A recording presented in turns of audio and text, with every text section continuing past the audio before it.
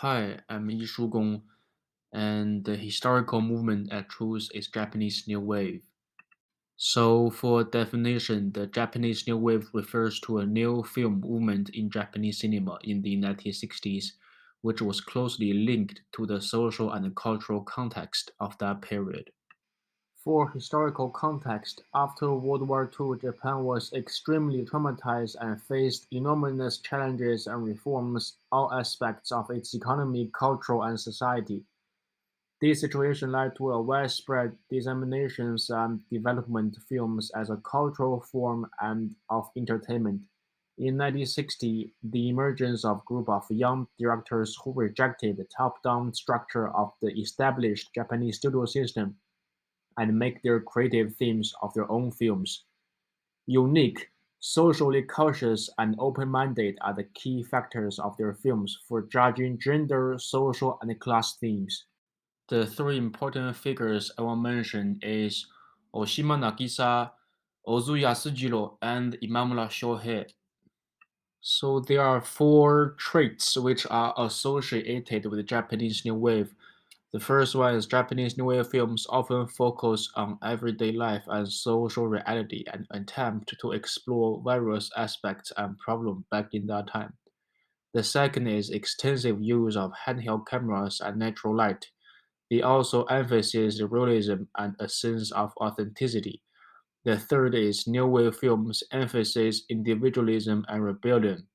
And the last one is New Wave films attempt to break away from the traditional narrative structures and use different narrative styles and technique, such as flashbacks, jump narratives, and non-linear narratives to express the plots. The example film I found is called True Story of Youth, and it is filmed by Oshima Nagisa. Japanese New Wave films usually focus on aspects of everybody's life. In this film, the love story of high school student Makoto and university student Kiyoshi is the main point of entry, which introduce the main scenes of their lives, the places they go and where they're from, and also their main relationships. There are no grand scenes but more simple body languages or even simple chases and car rides, and these are allow for calmer and more realistic transmissions of feelings.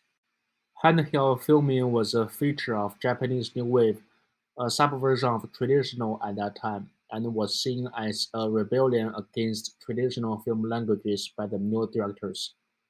The film's fight scenes between Kiyoshi and the gangsters, the breathlessness of the shots of the lover walking in the sunset, and also the final car jump scene enhance the film's sense of reality and audience's participation by handheld filming.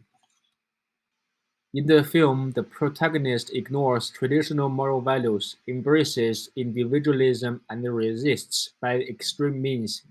For example, both protagonists live together in spite of their families' objections, committing fairy fraud, and that fact of Makoto becomes pregnant and has to have an abortion when she is underage, all reflect a critique of society and reality. The jumpy narrative of Japanese New Wave breaks the traditional continuity of time and space, allowing for an unconventional jump and dislocation of time and space in the whole story. In the film, the time period of a week before Kiyoshi and Makoto meet for the second time becomes fleeting, giving a quick account of their perceptions of each other, and the momentary transmissions of day to night at the end of the film also hints the tragic fate of both of them. The Japanese New Wave also had a great influence on Asian films and were especially important for the development of the film industry in Korea and China.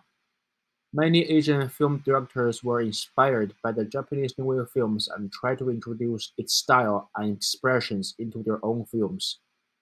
The emergence of Japanese New Wave cinema also contributed an aesthetic shift in cinema from traditional narrative to one more free, experimental and personalized form of expressions.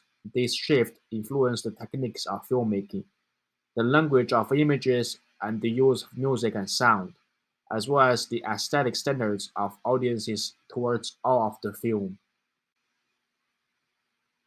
So that's my presentation about the Japanese New Wave. Thanks for watching.